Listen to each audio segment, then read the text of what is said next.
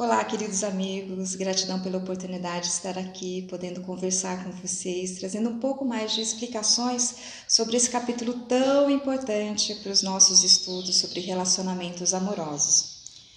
E por que esse capítulo é tão importante? Porque ele trata da criança ferida que todos nós, sem exceção, carregamos dentro. E isso pode ter vindo de muito tempo atrás, desde a época da barriga da mamãe. Cada situação de negação das nossas necessidades, da falta de carinho, de afeto, de segurança, de compreensão, de aceitação e qualquer outro tipo de negligência que nós sentimos da parte dos nossos pais, onde a gente não pôde se expressar naquele momento, onde a gente reprimiu aqueles sentimentos, por vergonha ou por culpa, acabam criando marcas na nossa psique, no nosso corpo emocional e também no nosso corpo físico. Então, vou dar um exemplo. Uma vez eu estava num cartório e tinha uma mãe com uma menininha assim bonitinha, de mais ou menos de 6, 7 anos. E, lógico, o cartório demora, a menininha estava cansada, a mãe também, ela estava muito chorosa. E aí a mãe virou para ela e falou assim: se você não ficar quieta, eu vou embora e te deixo aqui sozinha. Imagina o que aquela criança sentiu naquele momento. E não é que a mãe falou aquilo por não amar a criança ou de propósito. Não, mas aquele sentimento, do medo do abandono ficou registrado na psique daquela menininha. Ou seja, todos nós guardamos as memórias dos sentimentos de abandono, de rejeição, de injustiça, de humilhação e que acabam sendo ativados através de gatilhos que podem ser situações parecidas ou até coisas mais sutis, como um perfume, um cheiro, uma expressão facial, um tom de voz. Algumas vezes a gente consegue identificar esse gatilho. Outras vezes, essas dores emocionais estão tão escondidas no nosso inconsciente que apenas sentimos a manifestação do sentimento. Sabe quando a gente acorda, e tá meio deprimida, ou ansiosa ou preocupada, mas sem nenhuma razão aparente? Pode ser então que algo ativou uma ferida que fez com que todo aquele sentimento aflorasse novamente, sem que a gente tenha tido consciência disso. E as feridas de infância, elas continuam a contaminar os nossos comportamentos de adulto, funcionando como um filtro por onde passam todas as nossas experiências. E quando esse filtro ativa, a gente regride emocionalmente, passando a reagir a partir daquela emoção infantil, que não pôde ser expressada. E às vezes a gente reage de forma muito violenta, muito reativa, que a gente acaba ultrapassando os limites, que depois a gente percebe. Outros indicativos da existência das feridas infantis são os vícios e todos os tipos de vício: drogas, vício de trabalho, de compras, de sexo. Podem ser também manifestações da ferida da infância, os distúrbios narcisistas, a agressão, a violência, problemas de confiança. Por exemplo, dentro de um relacionamento, aquela pessoa que não consegue de forma alguma confiar no parceiro, por mais que ele faça, fica aquele sentimento. Então, nesse capítulo, o guia nos convida a olhar as nossas feridas infantis, a compreendê-las como um primeiro passo para que a gente aprenda a amar de forma madura. E como então que podemos olhar as nossas feridas? Através da autoobservação, principalmente naqueles momentos em que há conflitos e dores, e buscar ver nesses momentos o anseio infantil, aquela necessidade da criança se manifestando por trás de nós.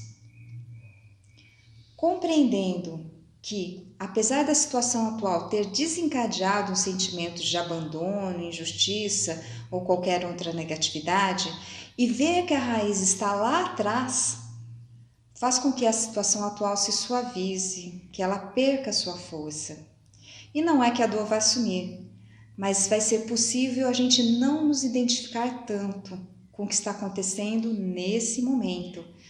Podemos então não projetar no outro o sentimento negativo dessa ferida.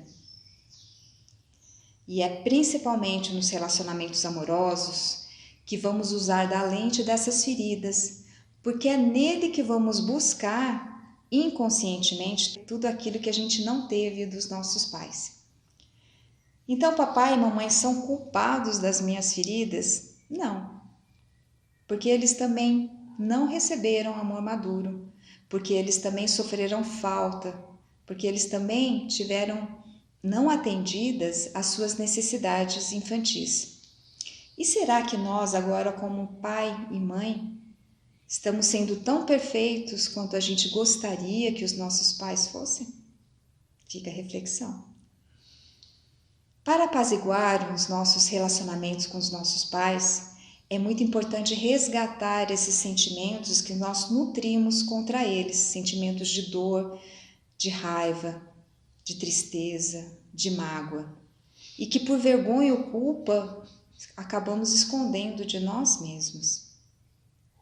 E outro ponto importante é a aceitação da experiência. E por quê? E aqui prestem bastante atenção.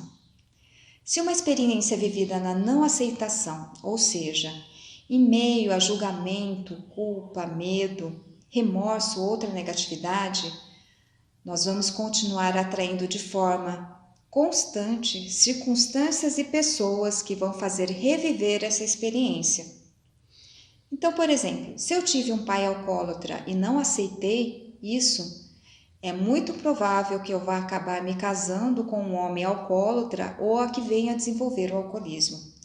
Se eu tive uma mãe que me criticava, rejeitava e eu não conseguia aceitar isso, vou atrair situações de crítica e rejeição na minha vida. E por que isso acontece? Porque aquela situação me trouxe uma oportunidade de aprendizado que eu não pude completar através da não aceitação. E aqui cabe ressaltar que aceitar uma situação não significa que eu tenha que gostar dela. É preciso simplesmente vê-la como ela é, uma experiência que vai me trazer um aprendizado, para que eu consiga aprender o que é benéfico para mim, o que me faz bem e o que me faz mal, o que eu preciso trazer para a minha vida e o que eu preciso afastar. Outro ponto importante é que sejamos íntegros com os nossos sentimentos dentro da experiência, ou seja, não basta eu aceitar a experiência em si, é preciso que eu me aceite dentro dela. Por exemplo, vamos supor que quando criança eu sentia que meu pai preferia o meu irmão mais velho, preterindo-me em seu lugar. A aceitação dessa experiência significa eu dar o direito ao meu pai dele preferir o meu irmão. E às vezes nem a preferência, né? Como criança a gente enxerga como preferência, mas às vezes é só uma afinidade que meu pai, até por ser homem e meu irmão também, tem mais afinidade com ele. O que não significa que meu pai ame mais o meu irmão do que a mim. Bom, e a aceitação em mim, dentro desse exemplo, consiste em me dar o direito de tê-lo odiado por isso, mas também me perdoar por ter tido esse sentimento negativo por ele. E é isso. Então, por tudo que eu falei também, autista, eu acho que já ficou bem claro a importância de resgatarmos a nossa criança interior, de fazermos as curas das nossas feridas de infância. E eu vou parando por aqui, porque teremos ainda trechos muito importantes dentro desse capítulo para comentar nas próximas aulas. E também falarei com mais detalhes sobre a criança ferida na palestra do Cora 2.0. Até lá, gratidão e um beijo no coração.